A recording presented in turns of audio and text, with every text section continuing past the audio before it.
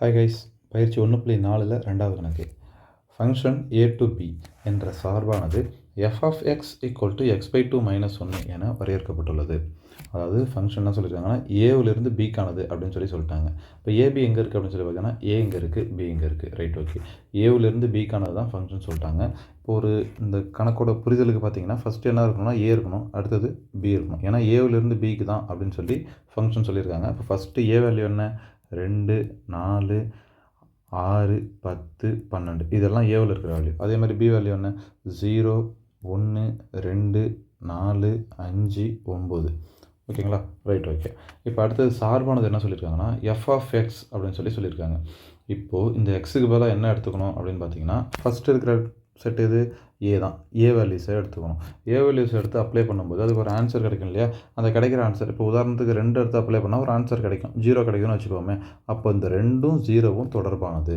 இதுதான் அந்த ஃபங்க்ஷன் சொல்லுது. ஃபங்க்ஷன் ஏ டு பி இருக்கு இல்லையா? இது சொல்கிற விஷயம் அதுதான். ஸோ இப்போ அடுத்து கணக்கு மேலே பார்க்கலாம். இங்கு ஏ என்பது பி என்பது அப்படின்னு 2 செட்டு கொடுத்துட்டாங்க. இது இருக்கும்போது சார்பு எஃப்ஐ பின்வரும் முறைகளில் குறிக்க அப்படின்னு சொல்லிட்டாங்க. என்னென்ன? வரிசை ஜோடிகளின் கணம், அட்டவணை, அம்புக்குறி படம், வரைபடம். இது எல்லாத்துலேயும் குறிக்க சொல்லியிருக்கிறாங்க. இது எல்லாத்துலேயும் குறிக்கணும்னா என்ன பண்ணணும்? ஃபஸ்ட்டு இங்கே இருக்கிற ஏவில் இருக்கிற ஒரு வேலையும் எடுத்து ஃபங்க்ஷனில் அப்ளை பண்ணி என்ன ஆன்சர் வருது அப்படின்னு சொல்லி பார்க்கணும். ஸோ அதை பார்த்துருவோமா? ஓகே, இப்போ ஃபங்க்ஷனை எடுத்து எழுதியாச்சு. இப்போ என்ன பண்ணணும்? ஃபஸ்ட்டு எக்ஸ் எங்கேருந்து எடுக்கணும்? ஏ டு பி தான் ஃபங்க்ஷனாக அவங்க சொல்லியிருக்காங்க. ஸோ இப்போ ஏவில் இருக்கிற உறுப்பை தான் நம்ம எக்ஸுக்கு பதிலாக எடுத்துக்கணும். எடுத்துக்கிட்டு அந்த ஒரு வேலையும் உள்ளே அப்ளை பண்ணணும். இப்போ ஃபஸ்ட்டு எக்ஸுக்கு பதிலாக என்ன வேல்யூ எடுத்துக்கலாம் அப்படின்னு பார்த்தீங்கன்னா எக்ஸ் ஈக்குவல் டு 2 அப்படின்னு நான் எடுத்துக்கிறேன். ஏன்னா ஏவில் ஃபஸ்ட் வேல்யூ 2 தானே இருக்குது. ஸோ அந்த 2 எடுத்துக்கிறேன். அந்த 2 எடுத்து உள்ளே அப்ளை பண்ணுறேன். அப்ளை பண்ணும்போது என்ன வரும்? எக்ஸுக்கு பதிலாக 2 எடுத்துருக்கேன், இங்கே எக்ஸ் இருக்கா? ஸோ அப்போ எஃப் ஆஃப் 2 ஈக்குவல் டு, அதே மாதிரி இங்கே எக்ஸ் இருக்கா? அந்த எக்ஸுக்கு பதிலாக இங்கே 2 போட்டோன்னா அப்புறம் டிவைடில் பை 2 இருக்கா? அது அப்படியே எழுதுறேன். இந்த மைனஸ் ஒன்று அப்படியே எழுதுறேன். அவ்வளோதான், வேறு எந்த சேஞ்சும் பண்ணல. இப்போ என்ன பண்ணலாம்? ஓ 2 2 2 2 சாரி ஓ 2 2 ஓ 2 2 அப்படின்னு கேன்சல் பண்ணலாம். அடுத்த ஸ்டெப் என்ன வரும்? 1 - 1 ஈக்குவல் டு 0. இப்போது எக்ஸ் ஈக்குவல் டு 2 நான் எடுத்துக்கும் போது எஃப் ஆஃப் எக்ஸ் என்ன வந்துச்சு? 0 வந்துருக்கு. அப்போது 2, 0 அப்படிங்கிறது ஒரு சோடியாக எழுதலாம். ஏன்னா எக்ஸ் ஈக்குவல் டு 2 நான் எடுத்தேன்னா அப்போது எக்ஸ் ஈக்குவல் டு 2 அப்ளை பண்ணும்போது வந்த ஆன்சர் என்ன? 0. அப்போது இது வந்து எக்ஸு, இது வந்து எஃப் ஆஃப் எக்ஸு. கரெக்டுங்களா? இன்னும் டீப்பாக பார்க்கணுன்னா அவங்க கேள்வியில் கொடுத்துருக்குற மாதிரி இது வந்து ஏ, இது பி. இப்போது இந்த 2ம் 0வும் தான் ஒன்றுக்கு ஒன்று தொடர்புடையது. சரிங்களா? இப்போ அதே மாதிரி இன்னொரு வேல்யூ பார்த்துருவோமா? அடுத்தது ஏவில் என்ன இருக்குது? 4 இருக்குது. எக்ஸ் ஈக்குவல் டு 4 அதை எடுத்து எழுதுகிறேன், அப்ளை பண்ணுறேன். முன்னாடி சொன்ன மாதிரி தான் இங்கே எக்ஸ் இருக்கா? இந்த எக்ஸுக்கு பதிலாக அப்படியே இங்கே என்ன எடுத்திருக்கேன்? 4 எடுத்திருக்கேன். அந்த 4 அப்ளை பண்ணுறேன். எஃப் ஆஃப் 4 ஈக்குவல் டு திரும்பவும் இங்கே எக்ஸ் இருக்கா? அந்த எக்ஸுக்கு பதிலாக 4 அப்ளை பண்ணுறேன். அதுக்கப்புறம் டிவைடில் இருக்கிறது அப்படியே எழுதுகிறேன், -1. மீதி எல்லாத்தையும் அப்படியே எழுதியாச்சு. ஓ 2 2 2 2 4 ஈக்குவல் டு 2. இந்த 2 அப்புறம் இந்த மைனஸு இங்கே இருக்கிற 1 அப்படியே வரும். இந்த 1 அப்படியே வரும். இப்போ 2ல் 1 போச்சுன்னா 1. இப்போ என்ன கிடைக்குது நமக்கு? 4, 1 அப்படின்னு கிடைக்குது. அதாவது எக்ஸு 4ன்னு நான் எடுக்கும்போது எஃப் ஆஃப் எக்ஸ் என்ன கிடைக்குது? 1ன்னு கிடைக்குது. அப்போ ஏவில் இருக்கிற 4ம் பியில் இருக்கிற 1ம் ஒன்றுக்கொன்று தொடர்புடையது அப்படின்னு சொல்லிடணும். ஓகேங்களா? இப்போ அதே மாதிரி அடுத்தடுத்த ஸ்டெப்ஸ் எப்படி பண்ணணும்? ஓகே, இப்போ அதே மாதிரி எக்ஸ் ஈக்குவல் டு 6 அப்படின்னு எடுத்துக்கும்போது என்ன ஆன்சர் வருது பார்த்தீங்கன்னா 6 அப்ளை பண்ணுறேன். 3 - 1 2 ஆன்சர் கிடைக்குது. அதே மாதிரி எக்ஸ் ஈக்குவல் டு 10 அப்படின்னு எடுத்துக்கும்போது 4 ஆன்சர் கிடைக்குது. எக்ஸ் ஈக்குவல் டு 12 அப்படின்னு எடுக்கும்போது 5 ஆன்சர் கிடைக்குது. ஓகேங்களா? இப்போது இதெல்லாம் ஏன் கண்டுபிடிச்சோம் அப்படின்னா ஃபஸ்ட்டு அவங்க என்ன சொல்லிட்டாங்க? ஃபங்க்ஷன் கேள்வி ஆரம்பிக்கும் போதே பாருங்கள், ஃபங்க்ஷன் ஏ டு பின்னு சொல்லிட்டாங்க. ஏவும் பியும் ஃபங்க்ஷன் உறவு அப்படின்னு சொல்லியிருக்காங்க. ஆனால் அதுக்குள்ளே எந்த நம்பர் எதோட உறவாக இருக்குது அப்படிங்கிறது நமக்கு தெரியாது. ஸோ இப்போ இங்கே பாருங்களேன், ஏல இருக்கிற நம்பர்ஸ்லாம் எடுத்துங்க எழுதிப்போமா? இது ஏ 2 4 6 10 12 எழுதியாச்சா? அதேமாதிரி அடுத்து இது பி 0 1 2 4 5 9. ஏல அவங்க கொடுத்துருக்குற உறுப்புலாம் எடுத்து எழுதியாச்சு. அதே மாதிரி பிலையும் அவங்க கொடுத்துருக்குற உறுப்புலாம் எடுத்து எழுதியாச்சு. இப்போது ஏவிலேருந்து ஒரு உறுப்பு இருக்கு இல்லையா? 2 இருக்கு இல்லையா? இந்த 2 எடுத்து நான் என்ன பண்ணுறேன்? ஃபங்க்ஷனில் அவங்க கொடுத்துருக்காங்கல்ல ஃபங்க்ஷன் ஈக்குவேஷன் கேள்வியில் இருக்குது, இது இருக்குது பாருங்கள். F of x equal to x/2 - 1 இருக்கா? ஸோ இந்த ஈக்குவேஷனில் நான் அப்ளை பண்ணுறேன். எக்ஸ் ஈக்குவல் டு 2 நான் அப்ளை பண்ணும்போது எனக்கு என்ன கிடைக்குது? ஆன்சரு 0ன்னு கிடைக்குது. எக்ஸ் ஈக்குவல் டு 2 அப்ளை பண்ணும்போது 0 அப்படின்னு கிடைக்குது.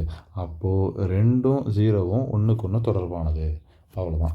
அப்போ அதே மாதிரி தான் இந்த 4 அப்ளை பண்ணும்போது என்ன ஆன்சர் கிடைக்குது? 1 கிடைக்குது. அப்போ 4 1. அதேமாதிரி இந்த 6 அப்ளை பண்ணும்போது என்ன கிடைக்குது? 6 2. அதேமாதிரி இந்த 10 அப்ளை பண்ணும்போது என்ன கிடைக்குது? 10 4. 12 அப்ளை பண்ணும்போது 5 அப்படின்னு ஆன்சர் கிடைக்குது. இப்போது இங்கே ஏவில் இருக்கிற எல்லா உறுப்பும் பியில் ஒரு உறுப்போட தொடர்பில் இருக்குது அப்படிங்கிறத கண்டுபிடிச்சியாச்சு. அது இல்லாமல் எக்ஸ்ட்ரா ஒரு 9 இருக்குது பியில், அதை நமக்கு தேவையில்லை, அதை அப்படியே விட்டுறலாம். ஓகேங்களா? இப்போது ஃபஸ்ட்டு நமக்கு தேவையானதெல்லாம் கண்டுபிடிச்சாச்சு, எந்த நம்பர் எந்த நம்பரோட தொடர்புடையதாக இருக்குது அப்படின்னு சொல்லி. இப்போ ஃபஸ்ட்டு எடுத்து எழுதணும். என்ன எழுதணும்னா வரிசை ஜோடிகளின் கணமாக எழுதணும். ஃபஸ்ட் ஆப்ஷனில் இப்போ வரிசை ஜோடிகளின் கணம் எப்படி எழுதணும் அப்படின்னு பார்த்தீங்கன்னா, ஜென்ரலாக எக்ஸ், ஒய் அப்படிங்கிற டேர்மில் நம்ம எடுத்து எழுதுவோம்.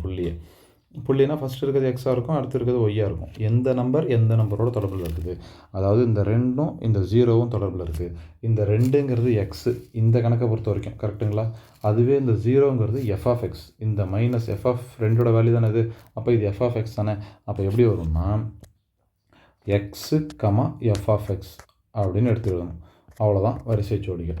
வரிசை ஜோடிகளின் கணம்னு கொடுத்துருக்காங்க. அப்போ கன குறியீட்டுக்குள்ளே எடுத்து எழுதணும், வேறு ஒன்றும் இல்லை. இப்போ பாருங்களேன், வரிசை ஜோடிகளின் கணம் ஈக்குவல் டு செட் ப்ராக்கெட்டை ஓப்பன் பண்ணிக்கிறோம்.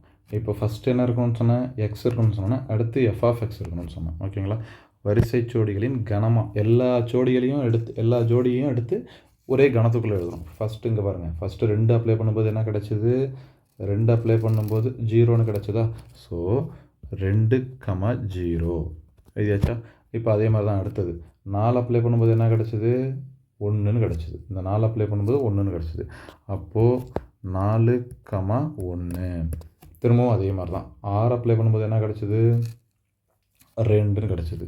ஸோ இப்போ அதை அடுத்து எழுதிடலாமா? 6, 2. அதே மாதிரி அடுத்தது 10ன்னு அப்ளை பண்ணும்போது என்ன கிடச்சிது? 10, 4. அதே மாதிரி 12 அப்ளை பண்ணும்போது என்ன கிடச்சிது? 12, 5. இதுதான் வரிசை ஜோடிகள். அதை வரிசை ஜோடிகளின் கணம்னு கேட்டாங்களா? ஸோ கணக்குறியீடை போட்டு அதுக்குள்ளே எடுத்து நம்ம எழுதிட்டோம்.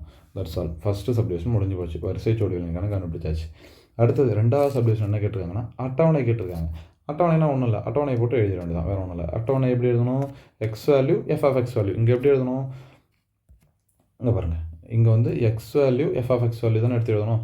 அதே மாதிரி தான் அட்டவணையிலையும் ஃபஸ்ட்டு எக்ஸ் வேல்யூ இருக்கணும், அடுத்தது எஃப்எக்ஸ் வேல்யூ இருக்கணும். இங்கே ஜோடியாக எழுதணும், வரிசை ஜோடிகள். இங்கே அட்டவணையாக கேட்டிருக்காங்க, அட்டவணையாக எழுத போகிறோம், அவ்வளோதான். ஃபஸ்ட்டு என்ன? எக்ஸ் ஈக்குவல் டு 2 அப்ளை பண்ணும்போது என்ன கிடச்சிது? 0ன்னு கிடச்சிது. அடுத்தது ஃபஸ்ட்டு திரும்ப முதல்ல இருந்தான், இங்கே பாருங்கள், இந்த 2 அப்ளை பண்ணும்போது என்ன கிடச்சிது? 0ன்னு கிடச்சிது. இதை திரும்பவும் அங்கே போய் பார்க்கணுன்னு அவசியம் இல்லை, நம்ம வரிசை ஜோடிகள் எடுத்து எழுதிருக்கோம் இல்லையா, அதை பார்த்தே எழுதிடலாம். 2 அப்ளை பண்ணும்போது என்ன கிடச்சிது? 0 கிடச்சிது. 4 அப்ளை பண்ணும்போது என்ன கிடச்சிது? 1ன்னு கிடச்சிது. ஸோ 4, 1. அதே மாதிரி 6, 2. அதே மாதிரி 10, 4. அதே மாதிரி 12, 5. முடிஞ்சிங்களா?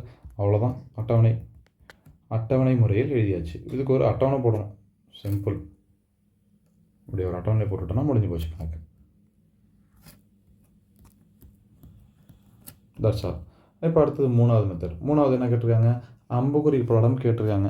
ஆக்சுவலாக உங்களுக்கு விளக்கம் சொல்கிறதுக்காக முதல்ல நான் அம்புக்குறி படத்தையும் சொல்லிட்டேன். இதுதான் அம்புக்குறி படம், வேறு ஒன்றும் இல்லை.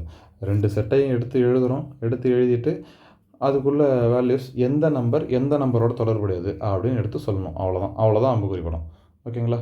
இதுதான் தேர்ட் சப்டிவிஷன் என்ன இருக்குது? அம்புக்குறி படம்.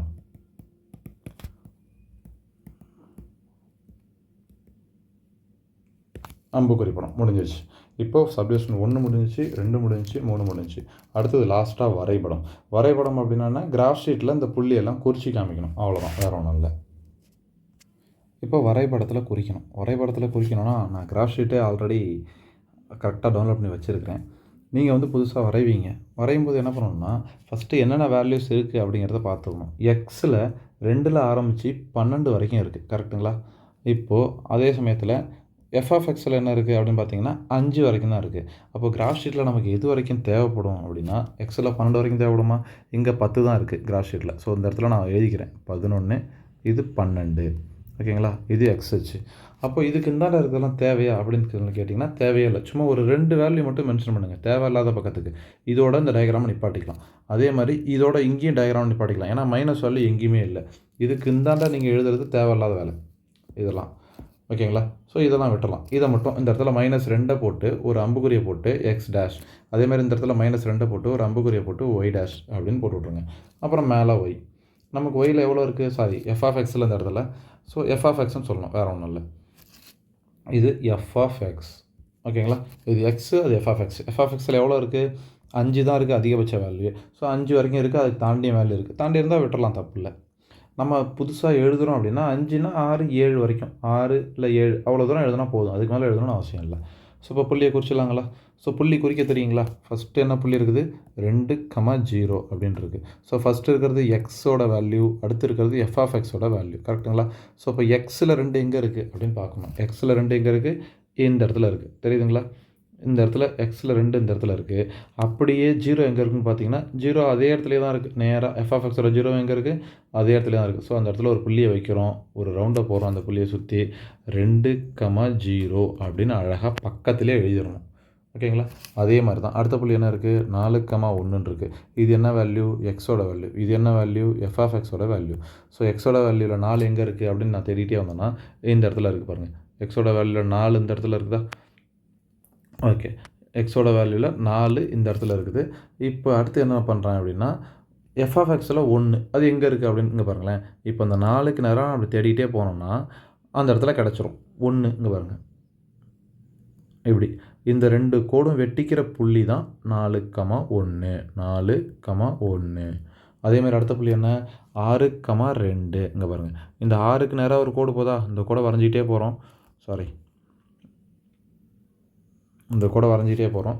அதே மாதிரி 2க்கு நேராக ஒரு கோடு போதா? அந்த கோடையும் இப்படி வரைஞ்சிட்டே போகிறோம். அந்த 2 கோடும் வெட்டிக்குது பார்த்தீங்களா அந்த இடத்துல? அதுதான் அந்த புள்ளி. இப்போ அந்த டயக்ராமில் இருக்கிற கோடையை பாருங்கள், அழகாக பென்சில் அப்படி ஒரு கோடு போதா? அதே மாதிரி 2க்கு நேராக ஒரு கோடு வருதா? அந்த 2 கோடும் இந்த இடத்துல வெட்டிக்குதா? அந்த இடத்துல ஒரு புள்ளி வச்சோமா? அது மேலே ஒரு ரவுண்டை போட்டோமா? ரவுண்டை போட்டு 6,2 அப்படின்னு எழுதிடணும். அவ்வளோதான். அதே மாதிரி அடுத்தது 10,4. எக்ஸில் 10 எங்கே இருக்குன்னா இங்கே இருக்குது. இதுக்கு நேராக பார்க்குறேன், இந்த கோட்டுக்கு நேராக. அதே மாதிரி எஃப் ஆஃப் எக்ஸில் 4 எங்கே இருக்குன்னா இங்கே இருக்குது. இந்த 2 கோடும் இங்கே ஒரு கோடு வருதுங்களா? அதேமாதிரி இந்த 10க்கு நேராக இங்கே ஒரு கோடு வருதா? அந்த 2 கோடும் வெட்டிக்கிற புள்ளி தான் இந்த புள்ளி. என்ன புள்ளி? 10,4. ஓகேங்களா? அதே மாதிரி தான் அடுத்ததும் 12 எங்கே இருக்குது? 12 எங்கே இருக்குது? இந்த கோட்டுக்கு நேராக. அதேமாதிரி இந்த கோட்டுக்கு நேராக, இந்த கோட்டுக்கு நேராக. அப்படியே பார்த்துக்கிட்டே வரேன். இந்த கோட்டுக்கு நேராக, இந்த கோட்டுக்கு நேராக பார்த்துக்கிட்டே வரேன். திரும்ப பார்த்துக்கிட்டே வரேன். பார்த்துட்டே வரும்போது இந்த இடத்துல அது வெட்டுது, கரெக்டுங்களா? இந்த இடத்துல. அப்போ என்ன பண்ணணும்? இப்படி புள்ளி வச்சு ரவுண்டை போட்டு பக்கத்தில் 12,5 அப்படின்னு எழுதி முடிச்சோம். அவ்வளோதான். That's all.